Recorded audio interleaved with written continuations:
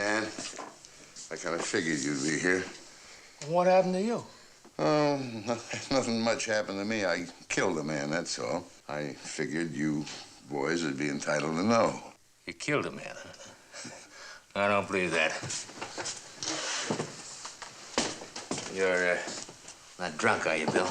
I'm not drunk at all. I just killed a man in a duel. In a duel? Now I know you're drunk. Look, this happens to be 1900 in Doomsday, especially for Phil Baxter. I ran a saber through his belly about 20 minutes ago. Baxter?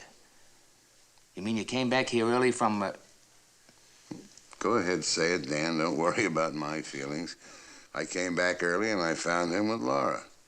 Well, it's not a surprise to you, is it? I mean, wasn't any secret, was it? No, Bill, I guess not. As a matter of fact, I don't think anybody would blame you too much. Now, as a cop, I shouldn't be saying that.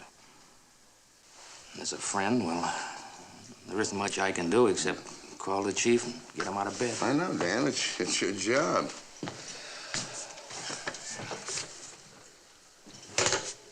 A saber, Bill? Well, you can bet it wasn't a scout knife. You've seen that stuff I have up at the house. Baxter, did he have a chance? He had a saber. He had the same chance I had, Dan. Wouldn't you say?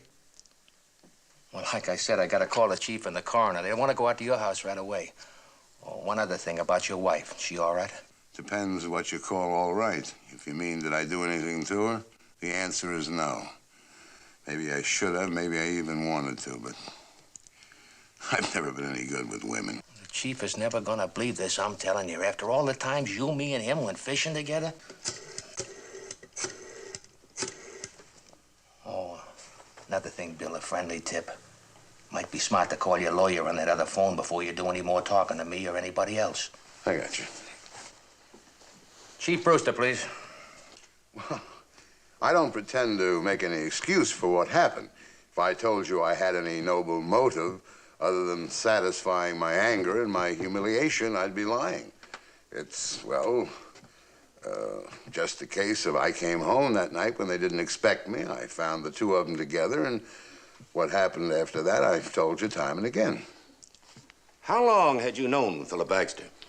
Well, not too long, about a year and a half. I didn't know much about his affairs, and there was a time there when I considered him a pretty close friend. Mm-hmm. And then I began to hear things. And I realized that it wasn't any secret to a lot of people that my wife and Baxter were carrying on together. All I wanted to do was punch his nose or break his neck. Did you attempt to punch Philip Baxter the night he was killed? No, sir. Why not? Well, nothing would have pleased him more.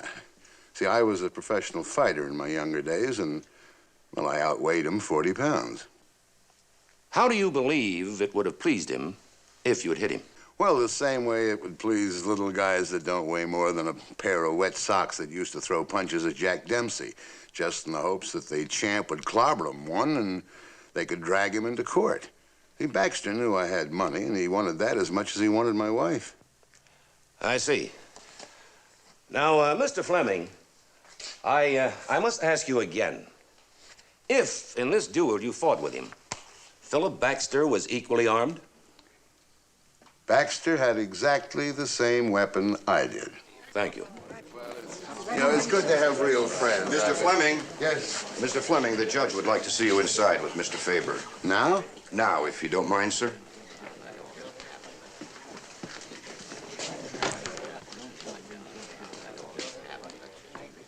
Sit down.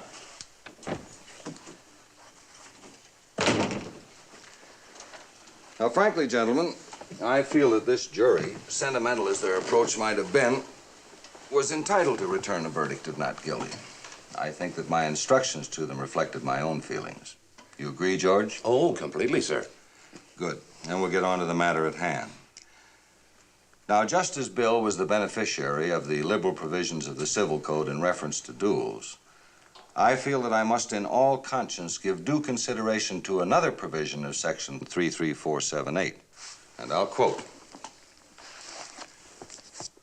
If any person slays or permanently disables another person in a duel in this state, the person must provide for the widow or wife of the person slain or permanently disabled, and for the children in such a manner and at such a cost, either by aggregate compensation and damages to each or by a monthly, quarterly, or annual allowance to be determined by the court.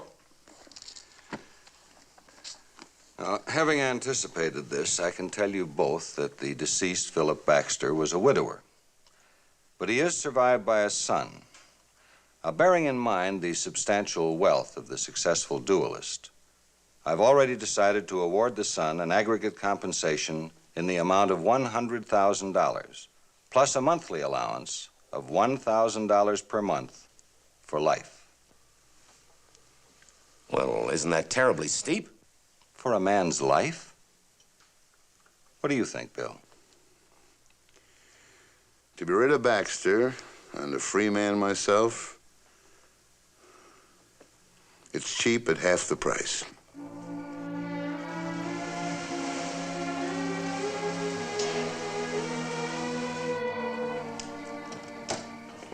I'll go in with you, Bill. No, never mind. Just gonna throw a few things in the bag. You can drive me back to the hotel.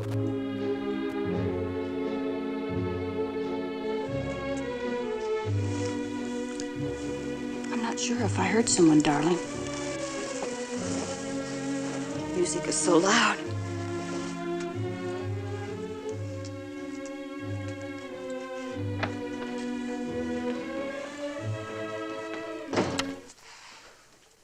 Well, hello, dear. Welcome.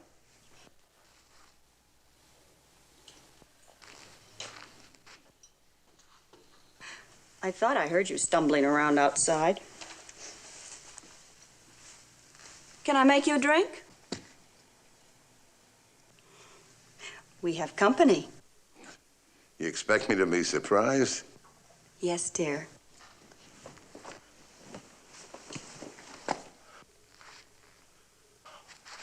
Naturally, I never mentioned to you before that I was Philip Baxter Jr. After all, that would have spoiled the fun.